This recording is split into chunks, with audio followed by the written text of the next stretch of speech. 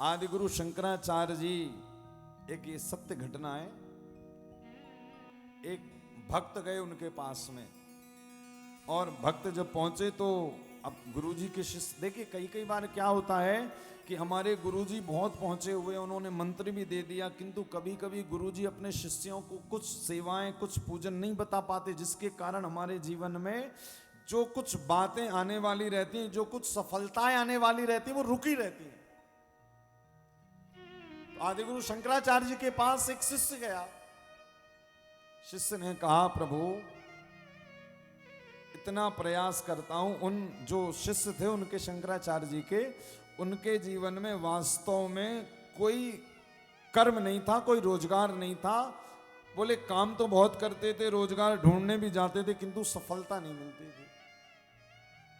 तो गुरुजी ने कहा, अच्छा एक काम करिए, आप अध्ययन करिए। उन्होंने अध्ययन किया। अध्ययन के बाद कहा कि अब आप प्रयास करिए, अपनी जो भी आपको सर्विस जॉब ढूंढना उसका प्रयास करिए। प्रयास किया तो भी नहीं मिली। तब अंत में शंकराचार्य जी ने कहा कि अच्छा आप एक काम करिए, 21 दिन तक आप सूर्य उपासना करिए। और आप विश्वास नहीं मानेंगे, उन भक्त ने 21 दिन तक सूर्य उपासना करी। 22वें दिन उन्होंने जहां जहां अपना इंटरव्यू दिया था, 22वें दिन कम से कम 4 जगह से नौकरी का ऑफर आ गया कि यहां पे करना, यहां पे करना, वहां पे करना। फिर 4 में से उन्होंने एक चुनी और आराम से अपना जीवन यापन कर लिया। ये सूर्य उपासना से संभव है। आप एक बार प्रयास करके देखिए, मंत्र जप कर देखिए, अर्घ देकर देखिए, आपको जरूर जीवन में जो भी आपके कार्य अटके हैं, कार्य रुक। और देखिए लिखा हुआ है कि विद्यार्थी जीवन में, विद्यार्थियों को तो सूर्य उपासना बहुत जरूरी है। यदि आप अध्ययन के क्षेत्र में हैं, आपका अध्ययन से जुड़ा हुआ कोई व्यापार, व्यवसाय, रोजगार है, तो भैया प्रातः काल उठकर सूर्य को अर्घ तो देना ही पड़ेगा। वैसे तो सबको देना चाहिए। अब घर के कई लाडले तो महाराज 11 बजे उठते हैं। एक घर हम गए मेट्रो सिटी में, बेंगलोर में, सो वहाँ की मैया ने कहा, बोले महाराज जी हमारे बेटे ने आज तक सूर्योदय देखा ही नहीं, कैसा होता। मैंने कहा हाँ। बोले बिल्कुल देखा ही नहीं, उसको तो ये पता है कि सूर्य में इतनी किरणें हमेशा रहती हैं। कभी आप 5:30 6 बजे के बीच में उठकर देखिए, सूर्य भगवान का स्वरूप एकदम लाल रहता है, उनमें एक भी किरण नहीं रहती है।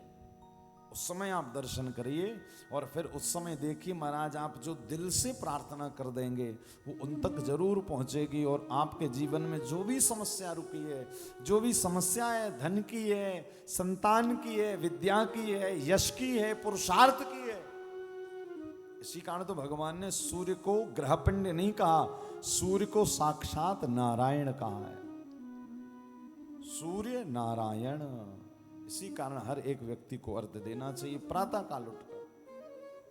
अब एक भक्त आए एक हमारे पास, उनको सोने की बीमारी थी। सोना भी एक बीमारी है।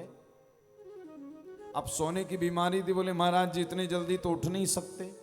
तो मैंने कहा अच्छा एक काम किया करो कि उठकर सूर्य नारायण का दर्शन करके फिर सो जाया करो। बोले कोई समस्या तो नहीं? मैंने कहा नहीं कोई समस्या, लेकिन तू हाँ प्रातः काल उठना जरूर है। भाई जब आप जागते हैं ना, तो आपके साथ साथ प्रकृति की ऊर्जा भी जागती है, आपके साथ सन्निहित होती है। और जो जो समस्याएं, जो जो आप सोचते हैं ना जीवन में, जो जो संकल्प लेते हैं, जो जो आप नए नए आयाम बनाते हैं कि हमें जीवन में ये करना, ये करना, तो आप अपनी पहले दिनचर्या सुधारिए। दिन की शुरुआत सूर्य उपासना से करिए। फिर देखिए समय रहते हुए आपको सब चीजें अपने आप आपके जीवन में चलकर आ जाएंगी। ये प्रमाण है। तो जो भी भक्त पंचदेव उपासना को श्रवण कर रहे हैं घर बैठकर, वो सूर्य पूजन आज से ही प्रारंभ कर दें। क्या होगा? बोले महाराज शरीर स्वस्थ रहेगा, धन की कोई कमी नहीं रहेगी, घर में बेटा पैदा होगा, लायक पैदा